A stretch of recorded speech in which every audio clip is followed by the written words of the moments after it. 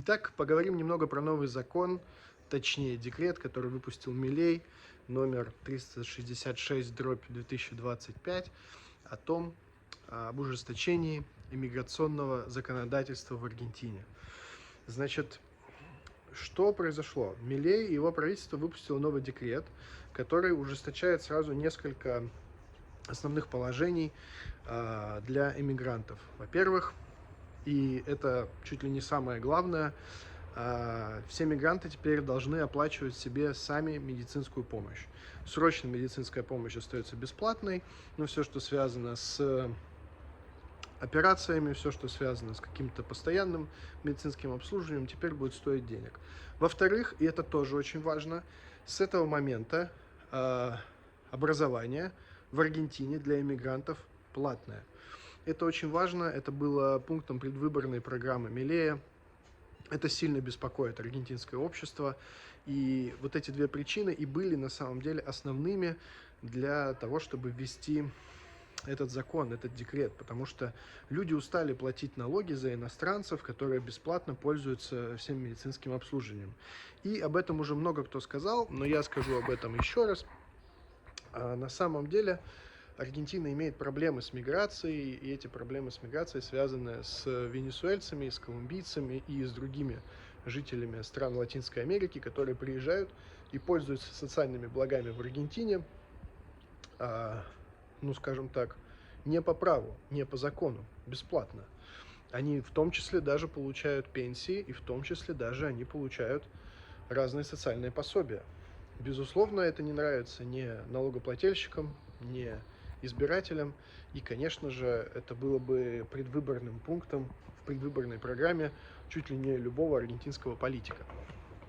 И ненароком, параллельно с ужесточением этих правил, также вводятся ужесточения, например, что теперь для подачи на гражданство необходимо прожить в стране безвыездно 2 года в легальном статусе с постоянной резиденцией на пребывание, то есть ДНИ.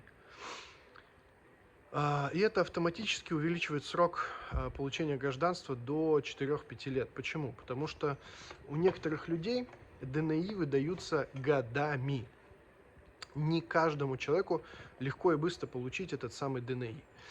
Более того, теперь даже те, кто родил, встают в общую очередь. Раньше был такой лайфхак. Ты мог родить и сразу же подаваться на гражданство по факту рождения ребенка, не дожидаясь ДНИ, условно говоря.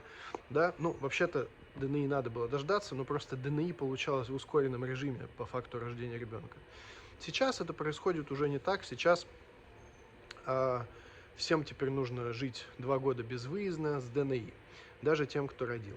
И еще одно важное изменение, что раньше этими делами занимались суды на всеми известной площади рядом с театром Колонн. И это очень сильно нагрузило эти самые суды. Последние несколько лет дела двигаются очень неохотно, очень медленно, куча ошибок. Все это происходит буквально с очень большим тяжелым скрипом. И теперь это перевели в ведомство миграционной службы. Это важное изменение, потому что в миграционной службе у них у самих проблем хватает, и вряд ли это сильно ускорит процесс. Но, с другой стороны, есть мнение разных комментаторов, в том числе, например, о том, что на самом деле, что теперь процедура более прозрачная, более законная, теперь меньше шансов обходить эти законы с помощью знакомств в судах с секретарями и с судьями, и поэтому, по идее, это должно привести к тому, что многие люди массово станут гораздо проще получать эти документы. Так это или не так, покажет только время. Плюс необходимо также отметить, что это не закон, это формат срочного декрета, срочного указа президента. Согласно аргентинским законам, такие декреты действуют мгновенно с момента их издания. То есть они издали его пару дней назад, и все, он уже начал действовать, и ничего с этим сделать нельзя. Почему это важно? Потому что каждый такой декрет Конгресс рано или поздно обязан изучить и одобрить. И если Конгресс не одобрит этот декрет, а скорее всего он его не одобрит, потому что некоторые из положений этого декрета являются антиконституционными, то мы столкнемся с некими изменениями в этом декрете. Возможно, выпустится новый декрет, сила этого декрета может отмениться, или может на основе этого декрета будет написан закон. Пока никто не знает, что будет дальше, пока нужно смотреть на ситуацию фактическую. Но, опять же, я хотел поговорить об этом декрете не с точки зрения того, что вот все эти новости вы уже все давно прочитали, там, в телеграм-каналах, послушали каких-то других экспертов, посмотрели другие видео. Я хотел рассказать об этом с точки зрения своей личной истории, потому что я считаю это важно, и я могу как-то помочь тем людям, которые оказались в этой непростой ситуации. Для начала вернемся на примерно 4 года назад, 2021 год. Я живу в Санкт-Петербурге. Я недавно расстался со своей прекрасной девушкой. И я понимаю, что грустно, дело идет к зиме. Зимой оставаться в Питере вообще не хочется. Это не самое приятное время года в Санкт-Петербурге. Я понимаю, что я хочу уехать в теплую страну, перезимовать. Такого опыта у меня никогда еще не было. И денег у меня не было на то, чтобы это сделать. У меня были какие-то жалкие десятки тысяч рублей, то есть даже не сотни тысяч рублей.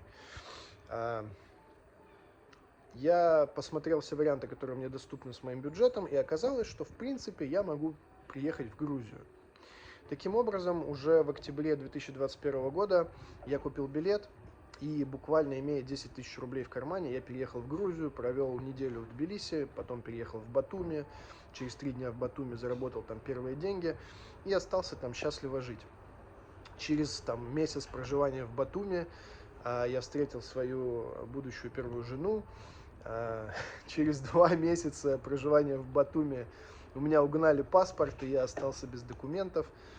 Да, есть о чем рассказать. Об этом, кстати, я расскажу в другом видео, о том, почему я жил целый год без паспорта в Грузии. Так вот, а еще спустя несколько месяцев, как вы все знаете, началась война между Россией и Украиной. Россия напала на Украину. И это тоже важный аспект моей жизни, потому что я родился в Украине, но при этом я гражданин Российской Федерации. Украинского паспорта у меня нет и никогда не было. Я гражданин Российской Федерации с 1996 года, пока мне было 3 года. Родители решили, и я получил гражданство России. Но при этом полжизни я провел в Украине, полжизни я провел в России. Поэтому я себя считаю русским украинцем, я никогда от этого статуса не откажусь. Для меня важны обе части, я русский и я украинец, и эти обе части для меня критически важны. Я говорю по-украински, размовляю украинскую мову, конечно же, все понимаю, говорю по-русски, как вы можете слышать, на достаточно достойном уровне. И я считаю, что наши народы должны дружить, потому что мы соседи. Я понимаю, сейчас это мнение вообще не популярно, меня там засыпят тапками и так далее, но я уверен, что мои внуки, ну уж по крайней мере правнуки, уж точно будут жить в мире, где Россия и Украина будут дружны. В этом я не сомневаюсь ни секунды. Более того, я очень много своих усилий, очень много десятков и сотен часов своей жизни посвятил тому, чтобы наши народы жили в мире и в дружбе. И те, кто меня знают близко и лично, знают об этом не понаслышке. И митинги, и гуманитарная помощь, и я физически помогаю людям, иммигрантам по всему миру, в том числе украинцам, в том числе русским. Но, опять же, сейчас не об этом. И вот представьте мое удивление, когда я приехал в Грузию просто перезимовать, и наступает война. Первые 3 дня, конечно, там неделю я об этом не думал, но спустя месяц войны я вдруг осознал, что в текущих обстоятельствах я физически не могу вернуться ни в Россию, ни в Украину. Возможности такой нет. В Украину приехать я не могу, потому что русский паспорт, необходимо получать визу, которую сейчас в случае войны, безусловно, никому не дают. Более того, эту визу можно получить только в стране проживания официального, легального, то есть в России. То есть получить визу, допустим, находясь в Грузии как турист, визу в Украину получить невозможно. Восстановить украинское гражданство, не находясь в стране, тоже невозможно. Для этого необходимо приехать в Киев, подать заявление в МВД. И более того, каждое заявление о гражданстве должен подписать мистер Зеленский, да, то есть президент. И вернуться в Россию тоже не представлялось возможности, потому что я ярый оппозиционер, у меня огромное количество приводов и налево, и направо. Я митингую с 2008 года, я выхожу на одиночные пикеты. Последний мой митинг был, когда Навальный вернулся в Россию и когда в итоге его посадили в тюрьму. Но опять же, сейчас не про политику, это просто вам для понимания, что я вдруг осознал, что я нахожусь в чужой стране, без документов, без технической возможности вернуться ни в Россию, ни в Украину, потому что если я вернусь в Россию, меня сразу же посадят в тюрьму, просто моментально из Шереметьево я уеду в матросскую тишину, и в этом даже нет и не может быть никаких сомнений. И что было делать? Я оказался в так называемой вынужденной миграции. Я не планировал эмигрировать в ближайшее время, потому что не хотелось. Но при этом также важно для понимания добавить, что всю свою жизнь я знал, я был уверен на 200 000%, что я не буду жить в России, что когда-то я перееду. Потому что моя бабуля где-то примерно за год до моего рождения уехала в Германию и провела там всю свою жизнь. И у меня под боком был пример человека, который смог построить свою жизнь в другой стране, добиться более-менее какого-то успеха. Сейчас у бабули есть дом, есть машина, она живет счастливо, ей хватает пенсии и немецкой, и украинской. Она там проработала практически чуть ли не 20 лет в магазине, то есть заработала себе на счастливую пенсию. Моя бабуля большая-большая молодец. И я всегда понимал, что я бы хотел жить далеко от России, потому что я видел, как живет моя бабушка. У нее прекрасная одежда, замечательная новая современная техника, всегда есть деньги, у нее замечательный дом, хорошая машина. И я видел, как жили мы в России. Мы жили, конечно, не так счастливо и не так богато. И более того, каждый год мы получали от бабули гигантские посылки, и, по сути, одевались мы вещами из Германии. Да, это были бэушные вещи, но это были очень крутые, качественные, классные вещи. И вот. Соответственно, я знал, что я уеду, но этот факт никак не облегчал моего текущего существования. То есть, я знал, что я уеду, я оказался в вынужденной миграции, но у меня не было работы, у меня не было документов, вообще никаких. То есть я сидел без паспорта. И это было, конечно, сложно. Потом со временем я сделал паспорт, потом со временем я заработал какие-то деньги на крипте, об этом тоже будет отдельное видео, потому что это очень интересная история, как можно было благодаря войне зарабатывать деньги на крипте, находясь в Грузии, имея счета в России и имея счета в банках Грузии. Это отличная, интересная тема, о которой будет снято не одно видео. Так вот, затем я уезжал в Таиланд, затем я уезжал в Аргентину, и вот тут важно понимать, что когда я встретил свою первую жену, мы с ней долгое время планировали переезд в Аргентину, рождение ребенка и получение гражданства в Аргентине. Вот. У нас это не получилось по отдельным причинам.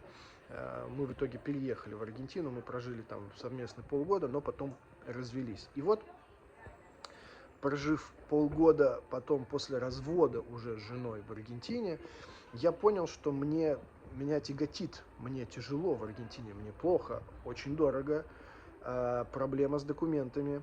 Не факт, что в ближайшее время я смогу эти документы собрать, доставить и податься на это самое гражданство.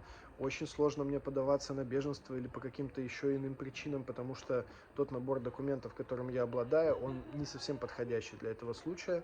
И к чему я пришел? Я пришел к тому, что почему бы и не уехать в другую страну, где все, дешевле, где доступны все международные бренды, где все можно приобрести и все работает, все цифровые сервисы, и где жилье дешевле, и где, в принципе, жить комфортнее, потому что есть Икея, там, Декатлон и так далее, так далее, так далее. И выбор мой пал на Чили. И вот, друзья мои, 2 месяца назад я переехал в Чили. И уже 2 месяца я живу здесь, в Чили. Я прожил 2 или 3 недели в Сантьяго, нужно там точно посмотреть, какое количество дней. И потом я переехал на берег океана в город Вальпараису, который считается здесь одним из самых небезопасных и криминальных. Здесь я живу уже около 40 дней. И, собственно говоря, подходим к основной мысли этого видео. Друзья, которые оказались в Аргентине, которые планировали поехать туда и получать гражданство, возможно, вам стоит рассмотреть вариант переезда в Чили. Сейчас объясню почему. Значит, Во-первых, здесь более стабильная экономика. Здесь так не растут и не скачут, и не падают цены, и не растет, и не скачет курс песо к доллару. Сейчас курс приблизительно 940-950 песо за доллар. Ну, грубо можно считать 1000 песо за доллар, и в случае чего отнять или прибавить 5% в зависимости от того, какую обменную операцию вы выполняете. Во-вторых, здесь вам доступны практически все международные бренды.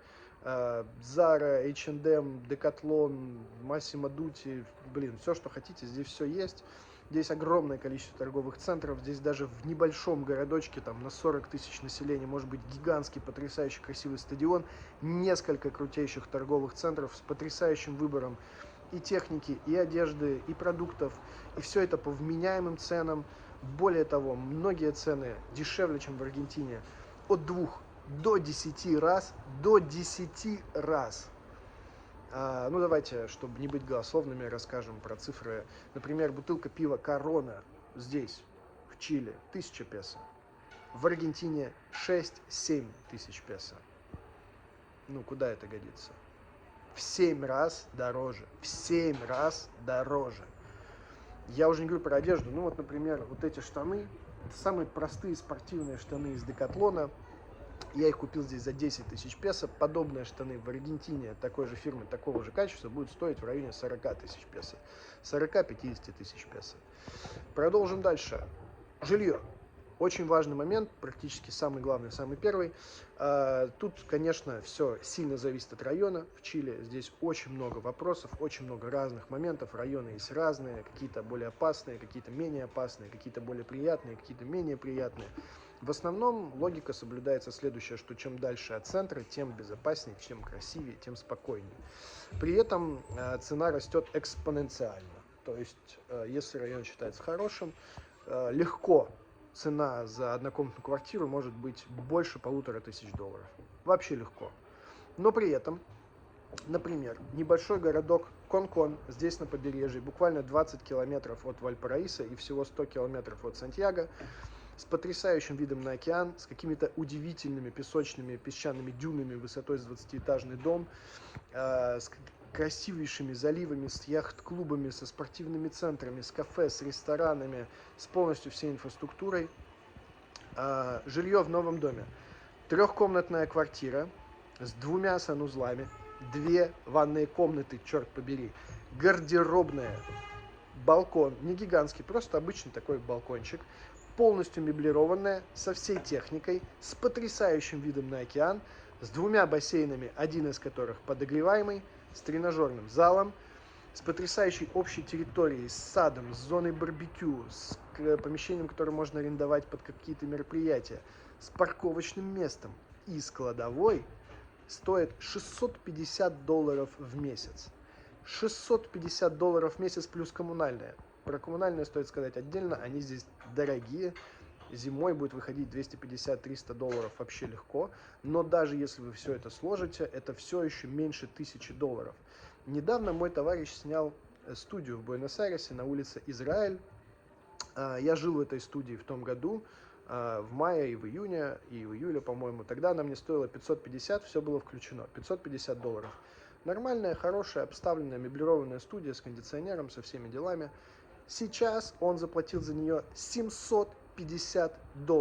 Да, все включено, да, без залогов, но это примерно в 3 раза больше, чем эта студия реально стоит в аренду. Ну, реально. В Сантьяго первую неделю я жил в доме на улице Санта-Роса, это одна из центральных улиц, прямо буквально меньше километра до центра. И там сдавались однокомнатные квартиры, не студии, по 250, по 300 тысяч песо, то есть $250-300 в месяц. Также с бассейном, также с тренажерным залом, также с прачечной, со всеми делами. Ну, конечно, мне тут многие эксперты по жизни в Чили скажут, ну, там никто не сдаст тебе квартиру, там же нужно обязательно документ местный, нужно показывать свои доходы там, и так далее, и так далее. Ну, ребят, что я вам на это отвечу? Я прожил уже в 5 разных странах в мире. Ни разу, никогда, никаких документов, кроме паспорта при аренде, у меня никто не спрашивал. Ни разу. Я снимал уже больше 20 разных объектов недвижимости в разных странах мира. Никогда ко мне никто не обращался с таким вопросом. Единственное, что у меня спрашивали, ну там, сколько ты зарабатываешь, кем ты работаешь, и покажи паспорт свой, что ты просто нормальный человек с документом, а не какой-нибудь бандит. Все. Я не знаю, откуда вы берете вот эти бешеные данные про какие-то там документы там местные, какие-то справки о доходах. Ну, может быть, если вы идете в агентство или к риэлторам, наверное, да. Но если вы, как все нормальные люди, заходите на сайт с недвижимостью, находите номер собственника, звоните, встречаетесь, договариваетесь, я не думаю, что у вас возникнут такие вопросы. Даже если они возникнут, найти собственника, который согласится вам сдать все это без особых документов, не составит особых проблем. У меня тому есть множество примеров. Так вот, жилье здесь сильно выгоднее, сильно дешевле, чем в Аргентине. Все бренды доступны, одежда дешевая, техника дешевая, стоит нормальных денег. Все работает, потрясающие дороги, машины стоят в несколько раз дешевле, чем в Аргентине. Да, многие мне ответят, конечно, Леня, зачем нам переезжать в Чили, там документы получать 10 лет, и я вам отвечу, да, это правда, да. От 5 до 10 лет вы будете получать гражданство. В некоторых особо тяжелых случаях даже может быть больше 10 лет. Но черт побери, неужели вы считаете, что только в гражданстве счастье, только в гражданстве дело? Или даже давайте обсудим следующий вопрос. Сколько семье из 2 человек плюс ребенок нужно тратить денег, живя в Буэнос-Айресе сейчас? Ну, по моим разным оценкам, конечно, есть разные случаи, разные бюджеты, но чтобы вести нормальный образ жизни, меньше чем в $2000 у вас вряд ли получится уложиться. Иначе вы будете вести образ жизни, конечно, такой, выживальческий, да, и таких примеров масса. Скорее всего, для нормальной жизни в Байросе, для семьи из 3 человек, минимальная сумма приближается где-то к $3000 в месяц. Я уже не говорю о постоянном стрессе, о дефиците, о том, что вам приходится добывать многие обычные нормальные бытовые вещи. Помножьте теперь все это на 5 лет, какую сумму вы получите? Давайте просто в уме быстренько проведем калькуляции. $3000 на 12 месяцев – это $36 000. 2 года – это уже $72 000. Соответственно, 4 года – это $144 000. Прибавляем еще 36 и получаем совсем уж баснословную сумму за 5 лет. Практически $200 000, если быть точным. Это 150 плюс $180 000 только на фактическое проживание в стране в срок получения гражданства. Давайте сделаем то же самое, только в Чили. Вы снимаете квартиру за 650, потрясающую. Я думаю, что семья из 3 человек легко может остальные расходы уложить в $1000 здесь. В самом страшном случае там в 1500, да. Итого мы получаем $2000 ежемесячных расходов. Давайте умножим теперь это все на 12 месяцев и на 5 лет. Это получается за год 24 000, 24 на 5 это меньше $100 000. Это в 2 раза дешевле за 5 лет проживания в Чили. А за 5 лет проживания в Чили вы уж точно получите ПМЖ, и там уже на 6-й, 7-й, 8-й год вполне реально возможно вы получите гражданство. То есть даже по деньгам это вам выйдет выгоднее. У вас будет меньше стресса, меньше каких-то бандитских нападений, ограблений. У вас совершенно не будет никаких попрошаек. Здесь их нет, они отсутствуют. Они там на некоторых улицах в центре Сантьяго есть, все, больше их нет нигде. У вас будет нормальные перелеты во все страны, вы сможете выезжать. Напоминаю, что одно из правил в Аргентине теперь 2 года безвыездно, даже на 1 день ни в какую страну выехать нельзя. Вы сможете выезжать в любую другую страну, жить законно, легально, иметь бизнес, платить налоги, жить с высочайшим уровнем жизни, с новыми автомобилями, с кредитами, с ипотеками. Вам доступна ипотека в Чили, если вы живете официально, с документами, легально, с ПМЖ. Ипотека 3-4%, 4-5%. Это супер дешево. Да, жилье в Чили дороже, чем в Аргентине. На то есть какие-то объективные причины. Здесь строят все-таки лучше, чем в Аргентине. Вот. Соответственно, мое предложение вам: приезжайте сюда. Здесь клево, здесь хорошо, здесь есть небольшое русское комьюнити. Да, оно реально небольшое, но оно достаточно дружное. У нас здесь все хорошо, все прекрасно. Конечно, есть минусы, как и в любой другой стране. Дорогой бензин. Реально в некоторых городах, там в центре Сантьяго или, допустим, в том же Вальпараисо, где я живу сейчас, вас действительно могут ограбить. Я вот вчера общался с местными, местных тоже грабят. Там раз в 10 лет в среднем, да, происходит какое-то вооруженное нападение прямо с оружием. Да, такое может быть. Но обычно это не летальные случаи. Обычно в этом особо нет ничего страшного, просто отдаешь свой телефон там, или бумажник с $20, идешь себе дальше. Это не супер какая-то большая проблема, никто вас убивать не собирается, там люди просто пытаются пожрать, им жрать нечего. Так вот, на мой взгляд, переезд в Чили сейчас отличный вариант. Да, чуть-чуть сложнее с документами, да, там нужно решить несколько каких-то вот этих вот вопросов, но вы получаете совершенно другой уровень жизни. И более того, затем чилийский паспорт позволит вам путешествовать ровно в то же самое количество стран, что и в Аргентине, без визы. Плюс еще Соединенные Штаты Америки визу у вас просить не будут. Ну, разве это не чудесно? Я понимаю, что многие из русских людей не очень-то недолюбливают Америку, но уж съездить как турист, посмотреть Гранд Каньон, посмотреть Нью-Йорк, Лос-Анджелес, я думаю, все сделают это с удовольствием, потому что это прикольно. И понятно, что я сейчас говорю не про совсем бедняков, экстремально, как я, сюда переезжать без денег, за чужой счет, без работы, без какого-то дохода. Я, конечно же, никому не рекомендую, это не самое простое занятие. Об этом, кстати, я тоже расскажу в отдельном видео. Но, друзья, мы же сейчас говорим про какую-то экстренную ситуацию, да? Поэтому welcome. Если что, какие вопросы, где снять квартиру, какие хорошие районы, как получить сим-карту здесь, потому что это здесь тоже очень большой вопрос. Как зарегистрировать здесь свой телефон, потому что если вы не зарегистрируете телефон, через 30 дней они вам его заблокируют, это тоже важная история. В принципе, где там купить хорошую машину, как разобраться с налогами, где купить здесь жилье и к кому обратиться, можете, в принципе, обращаться ко мне. Уж чем смогу, что знаю, обязательно все помогу, все расскажу. Жду вас здесь, приезжайте, думаю, что вам здесь понравится. И подписывайтесь, пожалуйста, на канал. Здесь будет очень много классных, интересных видео и о моей жизни, и о путешествиях, практических видео, в том числе про Чили, и не только про Чили, про другие страны, потому что я успел пожить и в Грузии, и в Турции, и в Таиланде, и в Аргентине, сейчас уже в Чили. Я насобирал огромное количество лайфхаков, как открывать банковские счета, как арендовать квартиры, как арендовать офисные помещения, где покупать недвижимость, где это выгодно, где невыгодно. Поэтому я обязательно этим всем с вами поделюсь. Ну и, конечно, отправляйте это видео своим друзьям. Это действительно будет полезно многим сейчас, в это непростое время. Я думаю, что это будет для многих актуально. Спасибо за просмотр, всего доброго и до встречи.